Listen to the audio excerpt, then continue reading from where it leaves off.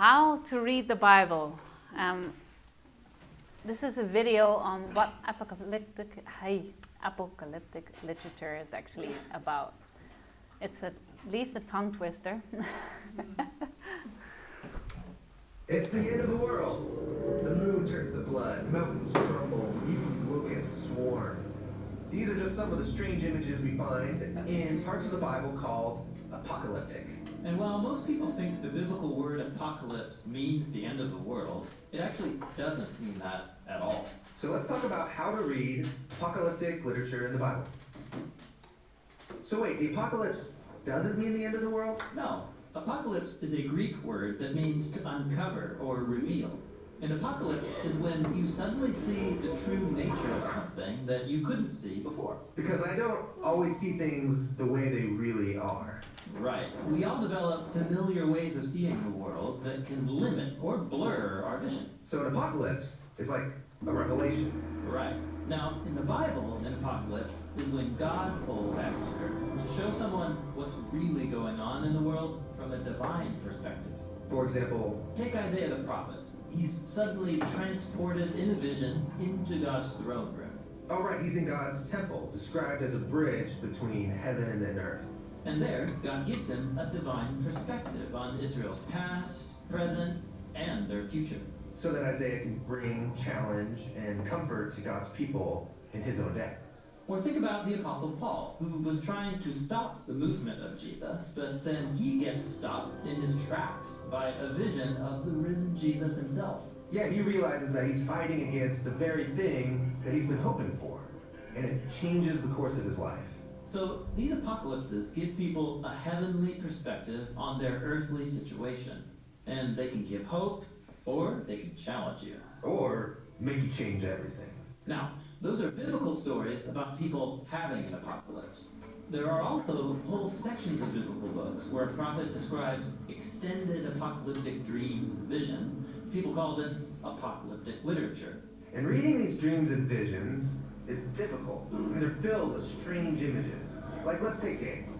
He sees ferocious beasts coming up out of a dark sea, trampling people on the land. And then a character called the Son of Man is exalted to rule the world. What is going on? Yeah, apocalyptic literature is written in a poetic, imaginative style, and it's packed with symbolism. How can I know what these symbols mean? Well, first, by studying the rest of your Bible. Apocalyptic imagery is based on biblical design patterns that begin in the book of Genesis and then develop throughout the Bible. Like the chaotic sea in the first sentences of the Bible that God tames but doesn't eliminate as he orders creation.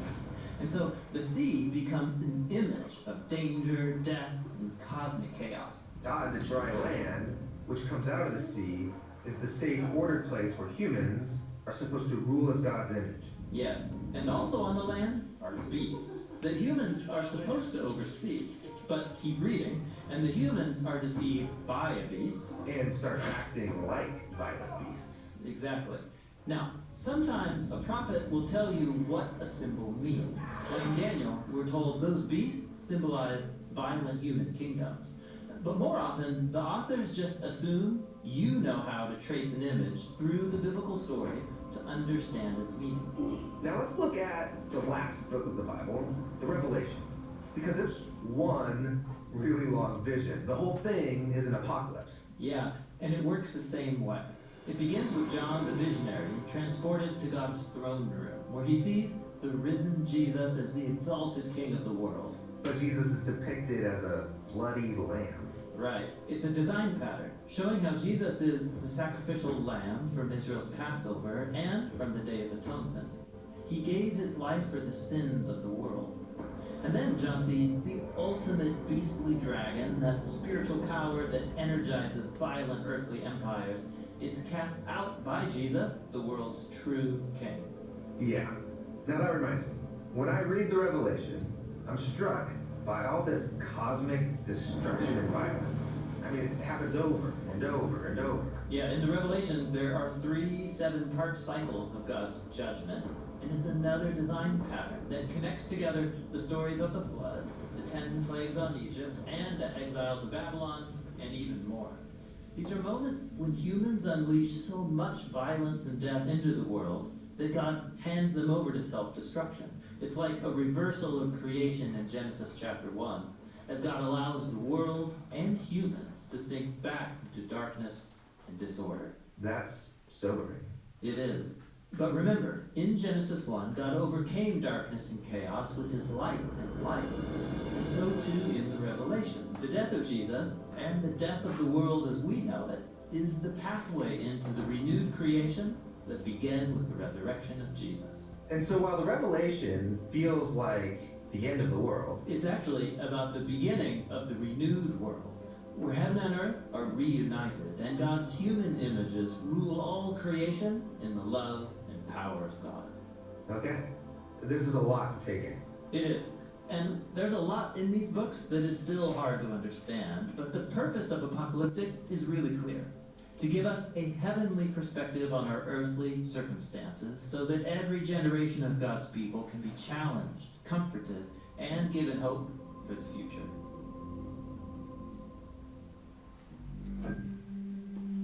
All right, we did it. In this series on how to read the Bible. We haven't done it yet. You're getting there. Okay, so what we see in the book of Ezekiel are visions of judgment and hope.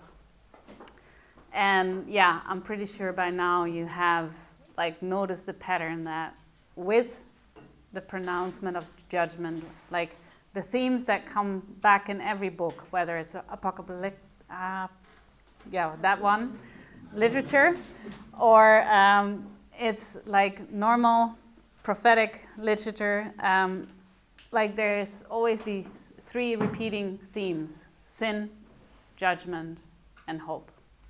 And that is repeated in all the prophetic books. And so what we're actually looking at is, and what we're discovering is just the justice of God, God's just character, but also his loving character. In his justice, there is always this redemption invitation. And so even though he gives men over to their own depravity at times, there is always this open invitation, come. And that invitation for us was like this, come.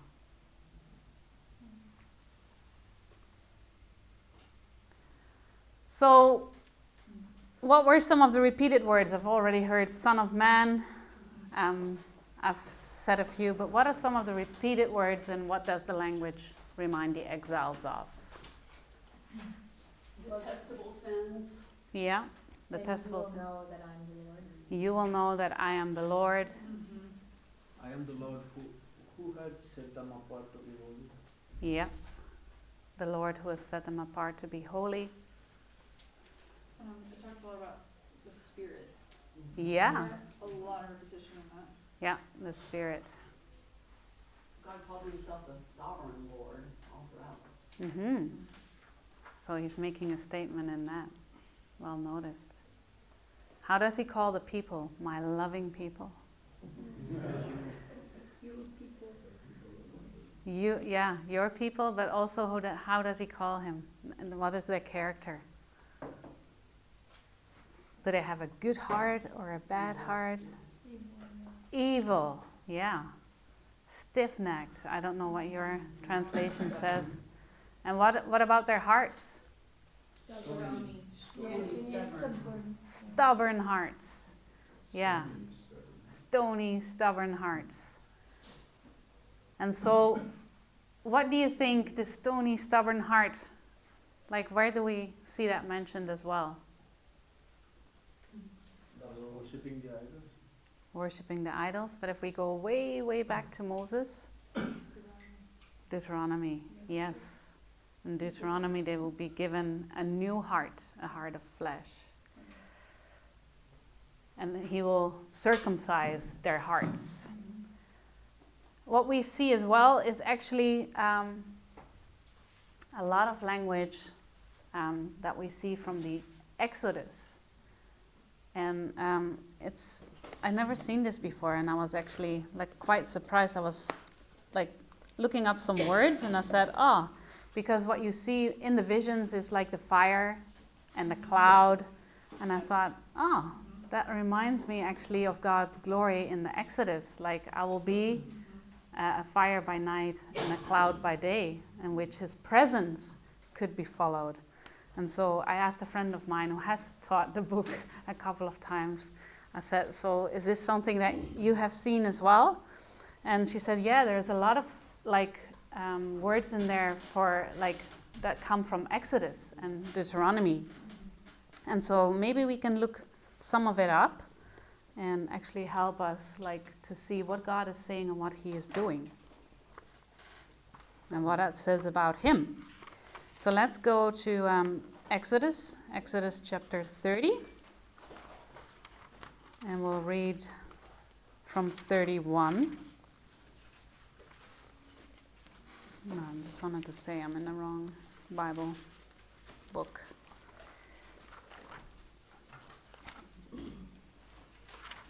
And who can read 31 verse 12 for me?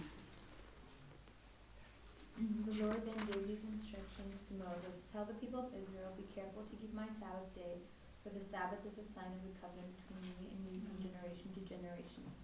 It is given so you may know that I am the Lord who makes you holy. So why is it given?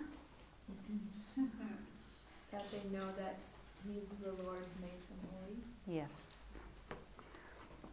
And so that you may know is repeated in Exodus and also in Deuteronomy.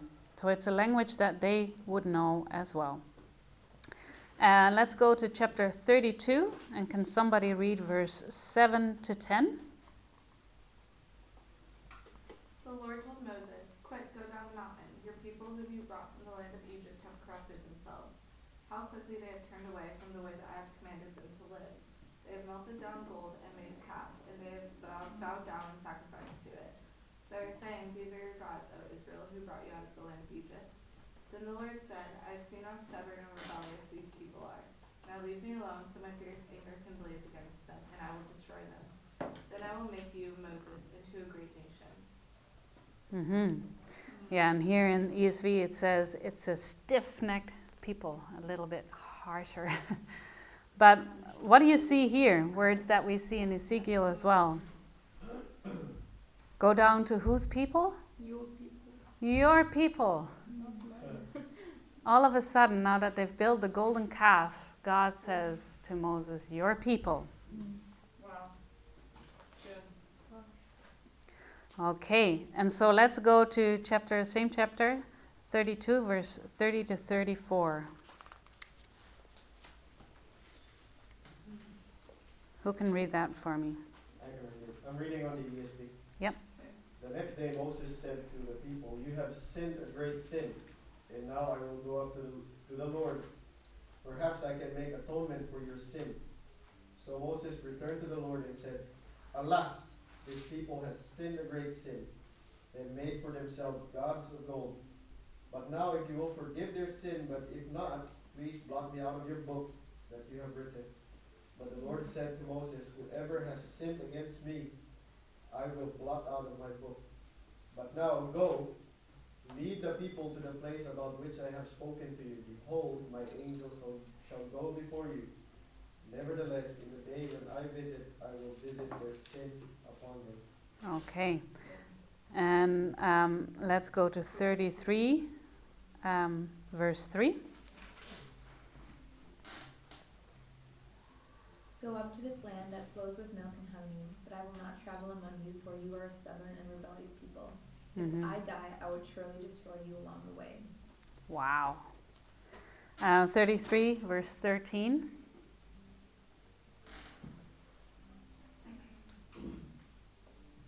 If it is true that you look favorably on me, let me know your ways, so I may understand and more fully continue to enjoy your favor. And remember that this nation is your very own people. Yeah, in ESV it says, "Consider too that this nation is your people." So Moses seems to be saying, what are you saying, my people? They're your people. Yeah, he's like, come on. And the last verse we will look up together is 33, verse 18.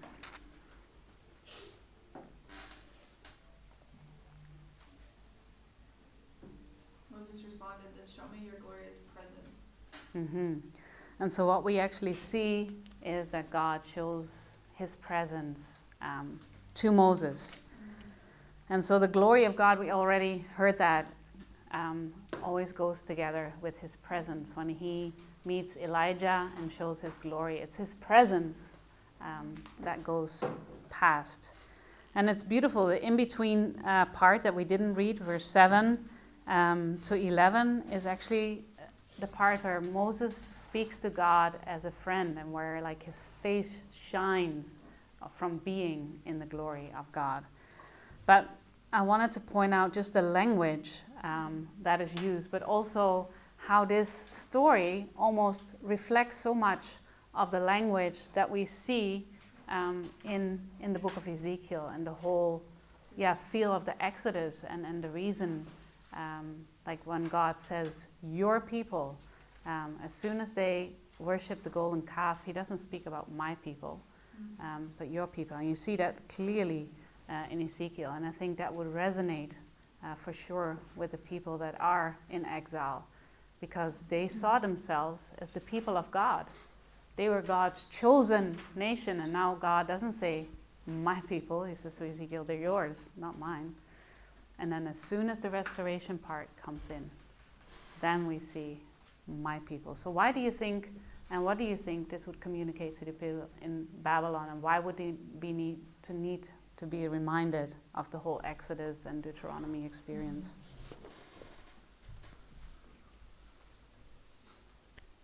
That's a good question.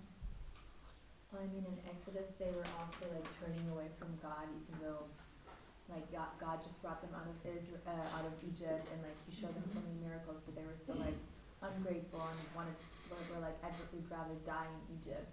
Like, why did you bring us here? And like, we're turning from Him, making idols like the golden calf. So it's like God reminding them of that time, and maybe like that they would even could be convicted of like, oh, back then we acted the same way, but God is actually so faithful, and now we're doing it again, and like just showing how it's actually the history is repeating similarly.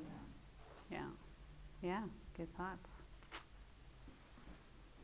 Would it also, this is just my thoughts, would it also remind them, like the entire Pentateuch, that God wiped out the whole generation?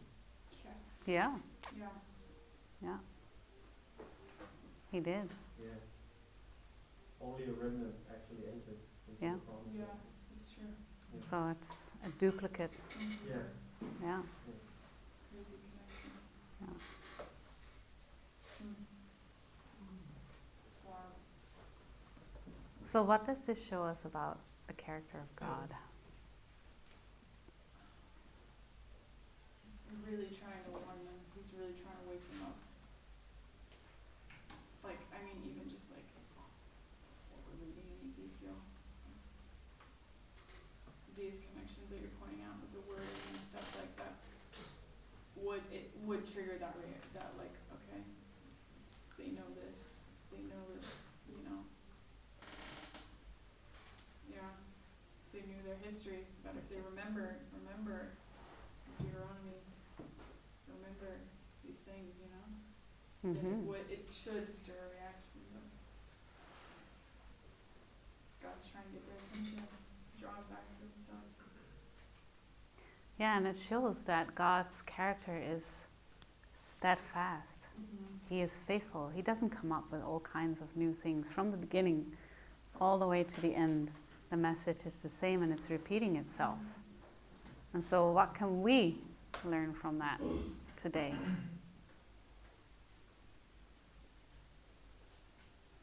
What is He saying today?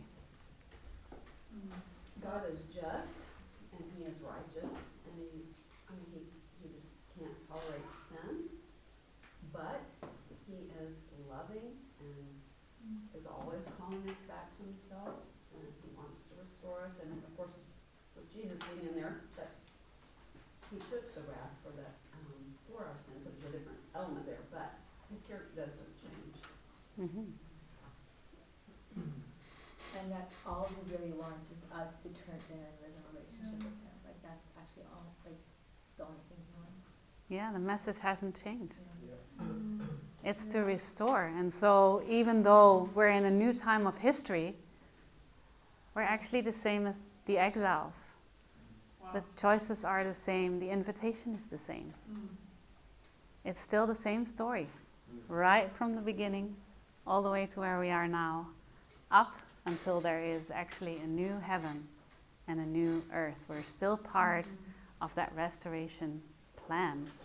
And so if Israel was to be like this, this example, and I love how Moses actually like pleads for the people, how Ezekiel is placed in a place where he is a spokesperson, and where we are placed in a position where we can be spokespersons for the Lord as well, because His Spirit is very obvious in the book of Ezekiel. Ezekiel just says, the Spirit came upon me, and the Spirit.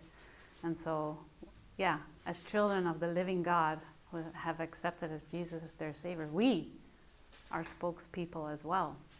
Yeah. And so this is not only for them, but it's for us as well. So we saw the pillar and the cloud and the glory, and we see that image coming back in the visions and when it comes to the glory of God. But also the heart, how important the heart is. All God wants is a heart after Him.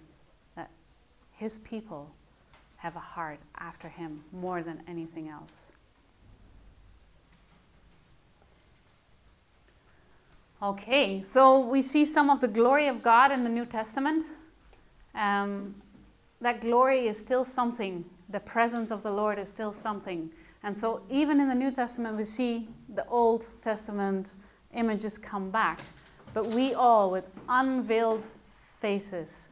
And so, like what was hidden, what was behind the curtain, where we saw that Moses had like to cover himself because he had been in the presence of the Lord, it's gone. And the glory of God, like the image, in the same image from glory to glory, just as from the Lord, the Spirit. And in Colossians it says, to whom God willed to make known what is the riches of the glory of this mystery among the Gentiles, which is Christ in you, the hope of glory. And so we're glory bearers of the Lord. And the Word became flesh, and it dwelled among us. And we saw His glory, glory as of the only begotten from the Father, full of grace and truth. And Hebrews actually shows us a lot of the fulfillments of the Old Testament. It brings it together. So when you get to Hebrews, you will actually see how the author of Hebrews just brings it all back into a clear picture. And it says, He, who is Jesus, is the radiance of His glory and the exact representation of His nature, and upholds all things by the word of His power. When He had made purification of sins, He sat down at the right hand of the Majesty on high. And I have a verse from Isaiah, and it says, He said to me, You are my servant Israel, in whom I will show my glory. The Lord hasn't changed. In the Old Testament, He was showing His glory so that people would come into His presence and live into His presence. Jesus shows Is about the glory of God. When we read the Old Testament, God is a consuming fire. He is also a consuming fire. We find that image in the New Testament also in the epistle or letter of Hebrews. God is still consuming fire. Yes, He doesn't change. And yes, and about the language, like the day of the Lord. Yeah. It's in the Old Testament. New Testament, the Yes. day of Christ. My point is, because sometimes when we talk about glory, it's like it's joyful for us and it's good, but it's very scary, like very dangerous. If God didn't give us the access or mercy or forgiveness, we can't be close to His glory. Jesus Christ or the New Testament, or we are now, we have that privilege to enjoy the God's love, was His love, and also God is still forever. He is holy God. Yeah, and His judgment is still coming today. Yeah. So that's why we are given a message. Yeah, He hasn't changed. Sins are still, like the sin is still being punished for. We're either in God's presence or we're not, and He's still a holy God. Yeah, thank you, Bevan. Okay, so what we're going to do is do a workshop. I'm going to put you to work. And we're going to look at, okay, so what does it mean for Ezekiel to be God's messenger? So there are quite a few chapters. Most of them you've already read before, so it will refresh your mind. And what I would like you to observe is, what did it cost Ezekiel to follow the Lord?